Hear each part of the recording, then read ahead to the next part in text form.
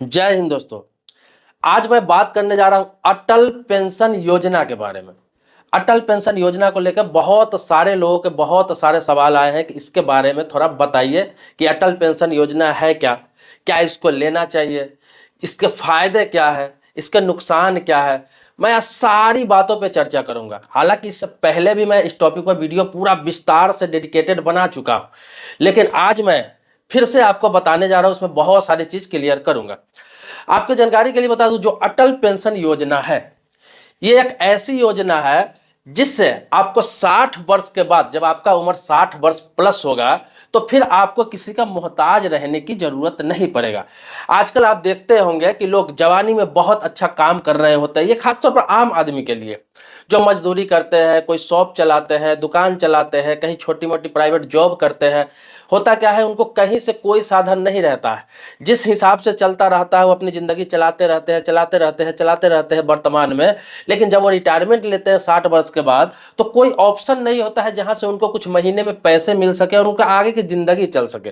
क्योंकि बच्चों पर, आजकल के बच्चों पर निर्भर रहना बहुत मुश्किल है। देखिए, कोई कोई बच्चे होते क्या है कि अपने माँ बाप की सेवा करते हैं, देखते हैं, लेकिन ज़्यादातर बच्चे आजकल क्या होते हैं, बाहर सेटल हो जाते हैं। उनके साथ मजबूरी भी होती है। ये नहीं कि शौक से माँ बाप को छोड़ के बाहर रहते हैं, उनके साथ मजबूरी भी रहती है। उसके साथ भी रोजी रोटी का टेंशन रहता है। वो भी जॉब के तलाश में, नौकरी के तलाश में बाहर रहते हैं, और जो घर पे माँ बाप होते हैं उसको सही से ख्याल नहीं रख पाते हैं। तो इसकी कुछ मजबूरियां भी हो सकती है। इसीलिए अभी जो जनरेशन आने वाला समय में बहुत ही दिक्कत होने वाली है सीनियर सिटीजन को। तो इसीलिए अटल पेंशन योजना आपको ले लेना चाहिए। सरकार ने इसीलिए इसको निकाला था कि बहुत ही कम कीमत में नाम मात्र के पैसा देकर आप इस योजना को ले सकते हैं। दोस्तों, आगे बढ़ने से पहले रिक्वेस्ट करूंगा, वीडियो को लाइक करिएगा। मन में कोई सवाल प्रश्न रहेगा आप भी कमेंट बॉक्स में लिखेंगे, फिर आपके टॉपिक पर वीडियो बनाऊंगा। देखिए, अटल पेंशन योजना जो है, इसमें क्या है कि 42 रुपया महीना, मात्र 42 रुपया, समझिए ये पैसा कुछ है ही नहीं। मात्र 42 रुपये से लेकर 210 रुपये तक महीना जमा करना है। और आपको रिटायरमेंट के समय, मतलब जब 60 वर्ष आपका एज हो जाएगा, तो आपको 1000 रुपया से लेकर 5000 रुपया तक पेंशन मिलेगा। अब आप ये जान लीजिए कि किनको 1000 मिलेगा, किनको 5000 रुपये मिलेगा। तो ये सभी को मिल सकता है। अगर 1000 वाला ऑप्शन चुनते हैं तो 1000 मिलेगा, 2000 वाला चुनते हैं तो 2000 मिलेगा, 3000 वाला चुनते हैं 3000 मिलेगा, 4000 वाला चुनते हैं तो 4000 मिलेगा, मैक्सिमम 5000 वाला चुनते हैं तो 5000 तक आपको पेंशन पर महीने, मतलब हर महीने आपको मिलेगा। देखिए, इसमें एज लिमिट जो है वो है, आपको बता दूं, 18 वर्ष से लेकर 40 वर्ष, मतलब 40 से ऊपर आपका एज नहीं होना चाहिए और 18 वर्ष से कम एज नहीं होना चाहिए। अगर 18 वर्ष की उम्र में आप ले लेते हैं इस प्लान को, तो काफी कम पैसा आपको देना पड़ेगा। वही आप 40 वर्ष की उम्र में जाके इस प्लान को लेते हैं तो थोड़ा ज्यादा लेना पड़ेगा। लेकिन यही है, पैसे का रेशियो यही है। थोड़ा इसका इंडेक्स आपको समझा दे रहा हूं कि किस उम्र वालों के लिए कितना जमा करना है और कैसे आपको पैसा मिलेगा। फिर आगे और भी विस्तार से बहुत सारी चीजें बताने वाला हूं। देखिए, मैं आपको बता दूं कि आपका उम्र अगर 18 वर्ष है और आप चाहते हैं कि 1000 रुपया महीना का हम प्लान लें, तो इसके लिए क्या है कि 42 रुपया हर महीने आपको जमा करना पड़ेगा। लेकिन आप चाहते हैं 2000 मुझे पेंशन मिले, इसके लिए 84 रुपया जमा करना पड़ेगा। आप चाहते हैं कि मुझे 3000 पेंशन मिले तो 126 रुपया जमा करना पड़ेगा महीने का। अगर आप चाहते हैं 4000 पेंशन मिले तो 168 रुपये महीने का जमा करना पड़ेगा। अगर आप चाहते हैं कि 5000 रुपया महीना मिले तो 210 रुपया महीने का आपको जमा करना पड़ेगा।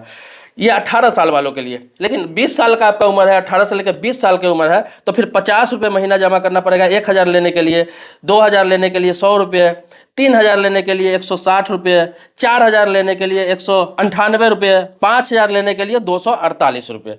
इसके अलावा आपको 20 से 25 साल के बीच उम्र, मतलब 25 साल आपका एज है, तो 76 रुपये जमा करना पड़ेगा 1000 रुपये महीने लेने के लिए पेंशन। 2000 लेने के लिए आपको 151 रुपये जमा करना पड़ेगा। 3000 लेने के लिए 226 रुपये जमा करना पड़ेगा। 4000 पेंशन लेने के लिए आपको 301 रुपये जमा करना पड़ेगा। 5000 रुपया महीना पेंशन लेने के लिए 376 रुपये जमा करना पड़ेगा।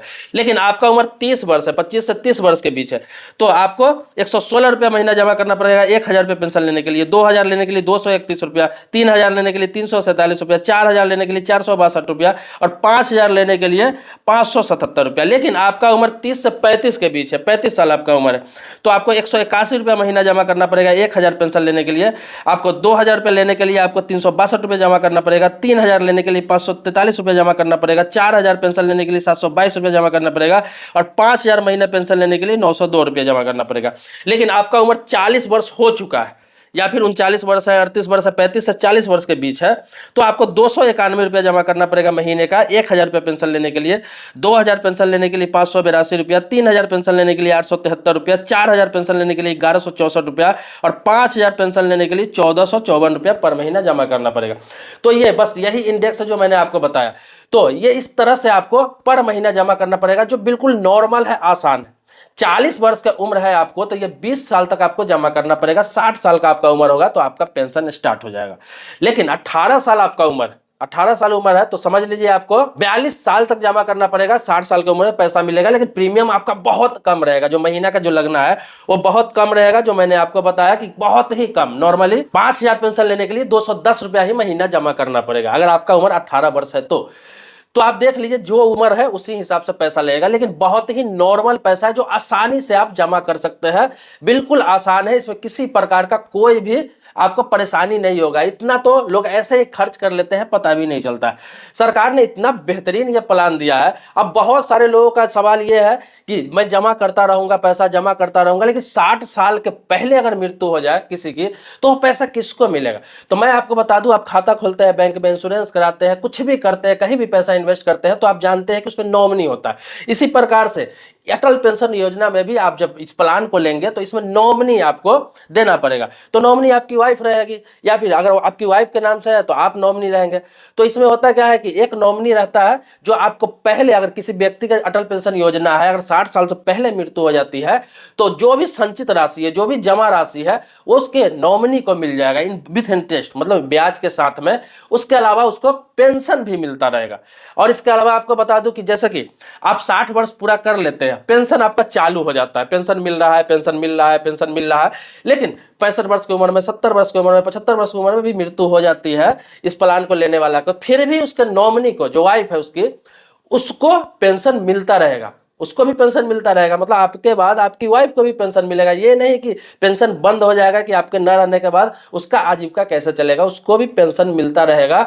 इसके अलावा और आपको बता दूं कि ये गारंटेड रिटर्न है, मतलब गारंटेड, इसमें लिख के दिया जाता है कि इतना महीना आप जमा करेंगे तो इतना पेंशन मिलेगा, इतने दिनों तक मिलेगा। आपकी पत्नी को या आपके पति को आपके न रहने के बाद पेंशन मिलेगा। इसमें किसी प्रकार का कुछ भी छुपा हुआ नहीं है, टर्म कंडीशन छुपा हुआ नहीं है।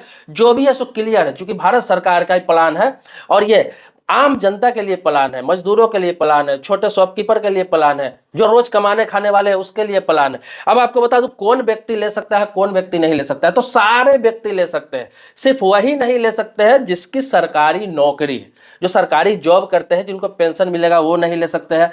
इसके अलावा जो संपन्न लोग हैं वो इस प्लान को नहीं ले सकते हैं, या फिर आपने कहीं और प्लान ले रखा है इस तरह का जो इससे ज्यादा प्रीमियम का है, तो फिर आप इस प्लान को नहीं ले सकते। बस यही समझ लीजिए कि कुछ लोगों को छोड़ के ये प्लान सारे लोग ले सकते हैं, सारे आम आदमी ले सकते हैं। और आपको एक खास जानकारी और दे दूं कि आपको पेंशन मिल रहा है, पेंशन मिल रहा है, पेंशन मिल रहा है। जैसे कि 5000 रुपये आपको पेंशन मिल रहा है, आपने 5000 रुपये वाला प्लान लिया, और जिन्होंने प्लान लिया उसकी मृत्यु हो गई, मतलब कि प्लान 62 वर्ष, 65 वर्ष, 66 वर्ष, 70 वर्ष में मृत्यु हो गई, तो उसके नॉमिनी को सिर्फ पेंशन नहीं मिलेगा। ये भी बहुत कम लोगों को जानकारी कि सिर्फ पेंशन ही नहीं मिलेगा, उसको 8.5 लाख रुपया एक मुश्त पहले पैसा मिलेगा। 8.5 लाख रुपया उसको एक मुश्त उसकी नॉमिनी को पैसा मिलेगा, उसके बाद उसको पेंशन भी मिलेगा। तो इसमें बहुत तरह तरह के अलग अलग है। 1000 रुपये वालों के लिए अलग है, 2000 वालों के लिए अलग है, 3000 रुपये का अलग है, 4000 वालों के अलग है, 5000 रुपये वालों अलग है। मैं ये आपको 5000 रुपये वालों के लिए बता रहा हूँ कि 8.5 लाख रुपया उसके नॉमिनी को पैसा भी मिलेगा, उसके बाद पेंशन भी मिलेगा। तो ये बहुत बेहतरीन प्लान है, सबका इंडेक्स अलग अलग है। पूरा विस्तार से आपको इसके बारे में समझाओ तो ये वीडियो कम से कम आधे घंटे से ऊपर का हो सकता है, इसीलिए सारा चीज बताना संभव नहीं है, क्योंकि लोग बोर हो जाते हैं और लोग कहने लगते हैं कि आपका वीडियो बहुत लंबा होता है। अब देखिए सारी डिटेल्स हर चीज के बारे में दिया जाए तो वीडियो लंबा थोड़ा हो ही जाता है। मैं इस पर एक प्रॉपर वीडियो बना चुका हूँ पूरा इंडेक्स के साथ में कि कितना मिलेगा, आपको कितना मिलेगा, नॉमिनी को कितना मिलेगा, फिर नॉमिनी की मृत्यु होने के बाद कितना मिलेगा, कब तक मिलेगा, ये सारी बातें मैं उसमें समझा चुका हूँ। उस वीडियो का लिंक इसी वीडियो के डिस्क्रिप्शन में मैं डाल दे रहा हूँ। आप जाकर इस वीडियो का पूरा देखने के बाद वहां जाकर उस वीडियो को आप देख सकते हैं। मैं उस वीडियो में सारी जानकारी दे रखा हूं, A to Z Atal pension योजना के बारे में A to Z जानकारी दे रखा हूं।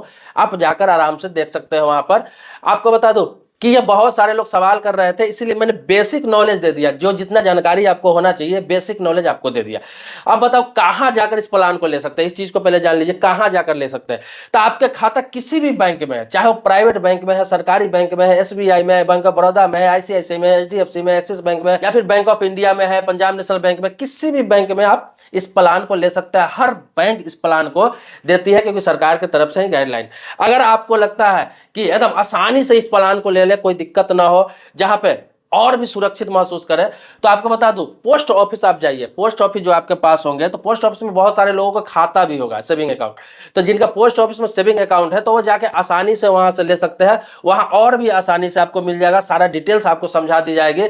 और बहुत ही देखिए, मैंने बार बार कहा है लोगों की, पोस्ट ऑफिस में एक अकाउंट हर किसी को रखना चाहिए, क्योंकि सरकारी योजना जितना भी आता है, चाहे अटल पेंशन योजना हो गया, सुकन्या समृद्धि योजना हो गया, योगी मानधन योजना हो गया, किसान से संबंधित बहुत सारी योजना, तो वो सारी योजना, मजदूर से संबंधित बहुत सारी योजना आता है, वो आता है सबसे पहले आपको बता दूं कि पोस्ट ऑफिस में ही लॉन्च किया जाता है। बैंक वाले आपको बरगला सकते हैं, मना कर सकते हैं, आपको ये कह सकते हैं कि अभी प्लान बंद है, 10 दिन बाद आओ, 15 दिन बाद आओ, 20 दिन बाद आओ, लेकिन पोस्ट ऑफिस में हमेशा वही योजना चलता रहता है, बहुत आसानी से वहां पर आपको मिल जाता है। इसलिए पोस्ट ऑफिस में खाता, सेविंग अकाउंट हर किसी को रखना चाहिए। वहां भी बिल्कुल बैंकिंग की तरह सुविधा मिलता है, एक एक्स्ट्रा खाता आपको वहां पे एक रखना चाहिए। बाकी किसी बैंक में आपका खाता है कोई दिक्कत नहीं, लेकिन पोस्ट ऑफिस में खाता जरूर रखें। अगर कोई सरकारी प्लान आप आते ही लेना चाहते हैं, लेकिन कभी भी या फिर लेना चाहते हैं, तो आप जरूर एक पोस्ट ऑफिस में खाता रखें। तो पोस्ट ऑफिस से भी बड़ा आसानी से जाकर वहां से ले सकते हैं। हर पोस्ट ऑफिस में यह प्लान उपलब्ध है। दोस्तों, आपके मन में कोई सवाल है, कुछ छूट गया है, कुछ पूछना है, कुछ जानना है, या फिर किसी और टॉपिक पर वीडियो चाहिए आपको, तो आप कमेंट बॉक्स में भी लिखिए, फिर से मैं वीडियो बनाऊंगा। ये भी बहुत सारे लोग सवाल किए थे, उनके सवालों पे वीडियो बनाया। वीडियो बहुत लंबा होता जा रहा है, इसलिए मैं इसे खत्म करना चाहूंगा। दोस्तों, आप जानते हैं कि मैं इस चैनल पर कानून से संबंधित हो गया, या फिर रेलवे से संबंधित हो गया, गवर्नमेंट स्कीम जो सरकारी योजना है उससे संबंधित हो गया, इसके अलावा बहुत सारे मोटिवेशनल, पॉलिटिकल, बहुत सारे टॉपिकों में वीडियो बनाता रहता हूं और आप लोगों को अवेयर करता रहता हूं, जानकारी देता रहता हूं। तो आप कमेंट बॉक्स में लिखेंगे, आपके टॉपिक पर वीडियो जरूर बनेगा। मिलते हैं नेक्स्ट वीडियो में एक नए मुद्दे के साथ, तब तक के लिए शुक्रिया, धन्यवाद, जय हिंद दोस्तों।